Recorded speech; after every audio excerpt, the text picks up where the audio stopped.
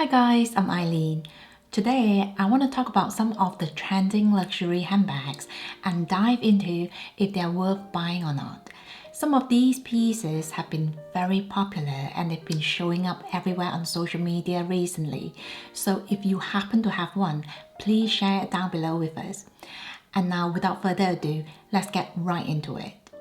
First of all, let's talk about a new bag from Fendi, which is the Fendi First Clutch bag. At first glance, this bag looks very modern and chic.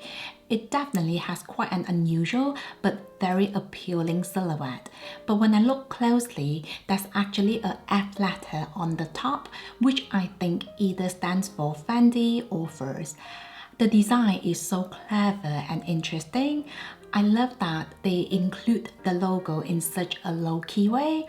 Plus, it also gives the bag a bit of a structure, and the F letter can also act like a handle for the user to grab the bag with. This bag looks lovely as a clutch bag, but it does come with a shoulder strap if you need to be hands-free.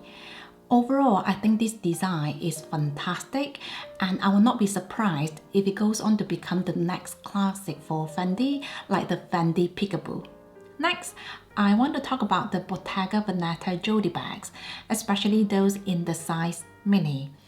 I think Bottega Veneta is all about low-key luxury because you will not find any logo on their pieces. Their iconic signature is the intricato leather weave. I must say their current creative director, Daniel Lee, has been doing such a great job at Bottega Veneta.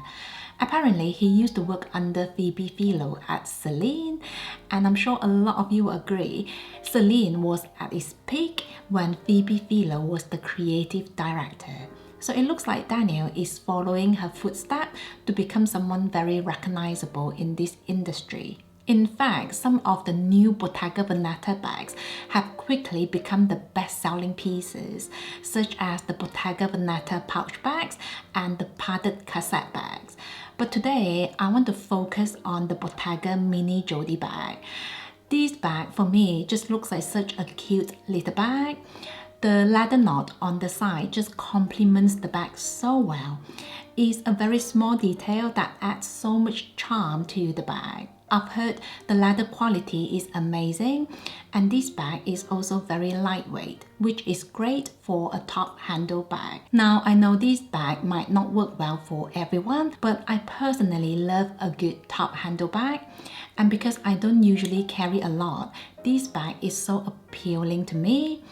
As with the bigger sizes for the Bottega Jodie bags, I'm not really that interested in them because I feel like they are a bit chunky and bulky. The next luxury bag I want to talk about is the Gucci Diana tote bag. These bags have been popping up on social media everywhere in the last 2 months, but it feels like the trend is already slipping away slowly. In my opinion, Gucci has been coming out with so many designs, most of which come and go and nothing really stays or becomes the next classic. So at the moment, it definitely feels like their designs are a bit all over the place. Anyway, let's go back to the Gucci Diana tote bags, seeing Gucci has been investing heavily into the campaign for this collection. Now, if you're like me, the first thing you might notice about these bags is probably the neon straps. I think they are supposed to hold the handles in position just so they stand upright, but they just stand out a bit too much for me and not in a good way. Now, sometimes bright colors can create a very pleasing contrast, but certainly not in this case. In fact, it looks a bit like a DIY job for me, like someone has attempted to fix the handles with some rubber bands. Other than that, I don't have any major issues with this collection. These bags come in 3 sizes, which are the mini, small and medium. They all look like very practical handbags. Although I do worry slightly that the smooth calf leather might scratch easily.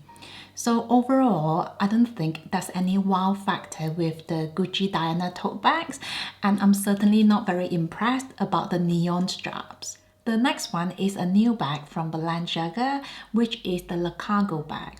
Apparently in French, le cargo means someone who is too loud or too much or somewhat of a maximalist, such as someone who over-accessorizes, wears too much perfume or always goes for the brightest and loudest outfits, and you name it.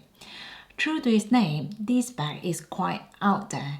You'll see a lot of hardware on the shoulder strap, and there are also a lot of accessories such as a small pouch, a heart-shaped mirror, and the very classic Balenciaga tassels. To be honest, I'm not crazy about this design. This bag looks a bit too rock and roll for me and a bit too loud. I'm also not very sure about the heart-shaped mirror. I personally don't think it goes well with the design of the bag. Overall, the Balenciaga Le Cargo bag looks to me like something a teenager will wear. Although when I was a teenager, Balenciaga was not an option. Anyway, some of you know I have this Balenciaga Mini City bag, which I love. I use this a lot for running errands, and for such a small bag, it can actually carry a lot. I want to say the Balenciaga City bags were popular for years, and they only brought out the mini version because of the whole mini bag trend. And seeing these bags have done so well, I feel like Balenciaga is trying to bring back that glory by introducing something a bit different but not entirely new.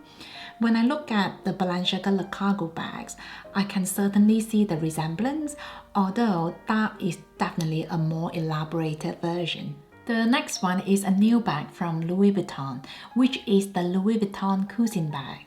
This bag really reminds me of the Chloe Faye bag, which was really popular at one point. With the Chloe Faye bag, a lot of people said it's really heavy because of the amount of leather used to make the bag. Now, I've tried to do some research, but it feels like no one really mentioned about the weight being a problem for the Louis Vuitton Coussine bag. So if you have this bag or if you've tried one on, please let us know what you think. The material for the Louis Vuitton Coussine bag is the embossed lambskin, which is why the bag looks quite cushiony and puffy. Personally, I think I'll get a bit nervous about the aspect of wear and tear because there are no fit on the bottom of this bag. Another concern I have for the Louis Vuitton Coussine bag is that it comes with 3 compartments. So basically, instead of having one bigger space, you're now having to deal with 3 smaller spaces. And that just takes away the flexibility of what you can fit inside the bag. So for example, if you need to carry something a bit bigger or squarer, such as a camera or a present, it might not fit. And even if it does fit, it might protrude or distort the shape of the handbag. It's a bit like the Celine Trio bag. I've seen some pictures online where the content inside the bag was really bulging out, and I always wonder what are they carrying inside the bag. Now from the videos I've watched, some people have said this doesn't really bother them because they don't really carry a lot. But for me, on days when I don't have to carry that much, I'll just go for a small bag rather than carrying something that's so substantial. So I guess you can gather by now, I'm not really a big fan of the Louis Vuitton Coussine bag. I think it'll be a lot of hard work just to use or care for the bag. Moving on to YSL or Saint Laurent. I think generally there's not been anything too exciting going on with Saint Laurent in terms of new designs for their handbags. If you browse the YSL website, you will see so many different flat bags, including the YSL Lulu bags, the YSL Puffer bags, the YSL Nikki Baby, the YSL Sunset, and more. So if you are in the market for a flat bag, definitely take a look at Saint Laurent. However, when it comes to new designs, I've not really come across anything overly exciting.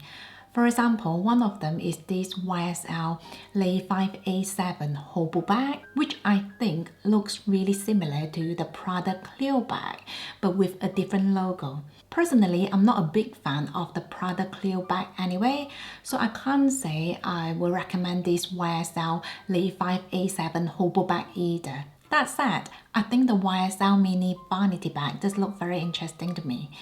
I think I generally have a soft spot for luxury vanity cases anyway, so this bag immediately got my attention. I like that the shape is slightly different compared to a typical vanity case. It's slightly elongated, if you will. I usually prefer vanity bags to look a bit more structured, but because this bag is more like a messenger bag, I think it works really well. In fact, I would describe this bag as a crossbody bag that happens to look a bit like a vanity case rather than a handbag that tries but fails to look like one, if you get what I mean. Anyway, I like that the YSL logo is quite small on this bag, and for such a tiny bag, it can actually fit a lot of the basic essentials such as sunglasses, a small wallet, and some personal items. So if you're looking for a not so common and a very fun handbag, take a look at this YSL Mini Vanity bag. So those are my thoughts about some of the trending and newer luxury handbags. Let me know if you own any of these bags or if they are on your luxury wish list. Out of all these pieces, my favorite has to be the Bottega Veneta Mini Jodie bag. It's definitely something I can see myself carrying. Before I end the video, I just want to say whether a designer bag is worth buying or not is a very personal choice. I think if you use the handbag a lot and it's a good fit in your wardrobe and you enjoy using it, then it's probably worth the money. I often define an investment piece in my wardrobe as something that I'll be keeping in my collection for a long time and something I can see myself using or wearing in 10, 20 or 30 years. Anyway, that's it from me. Thank you so much for watching, and don't forget to share, like and subscribe. I will see you in my next one. Have a nice day.